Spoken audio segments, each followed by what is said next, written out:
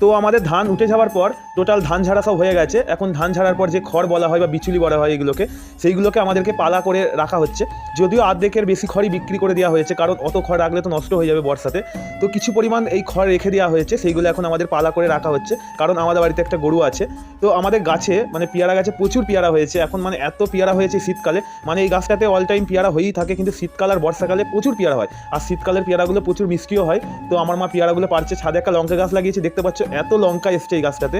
তারপর এখানে একটা বেগুন গাছও লাগিয়েছিলাম, সেইখানে সেই বেগুন গাছটাতেও দেখছি অনেকই বেগুন ধরেছে, সাদা বেগুন। তো এই বেগুনগুলো কার কার খেতে ভালো লাগে অবশ্যই কমেন্ট করে জানিও। আর পেয়ারা যদি কারো লাগে অবশ্যই এসে নিয়ে যেতে পারো। মানে আমাদের পাড়ার সব লোক পেয়ারা খেয়ে একদম কি বলবো, রাত দিন পেয়ারা পেয়ারা খাচ্ছে, যেহেতু বাড়ির সাথেই গাছটা আর রাস্তাতে পুরো ঝুঁকে পড়েছে পেয়ারাতে। আমার মা তো রাত দিন পেয়ারাগুলো ছাদ থেকে পেরে নিয়ে গিয়ে নিচে সবাইকে গিয়ে বিলি করে দিচ্ছে। তো যার যার পেয়ারা খেতে ভালো লাগে অবশ্যই এসে পেয়ারা নিয়ে যেতে পারো, কোনো প্রবলেম নেই। আর পেয়ারা খেতে কার কার ভালো লাগে অবশ্যই কমেন্ট করে জানিও।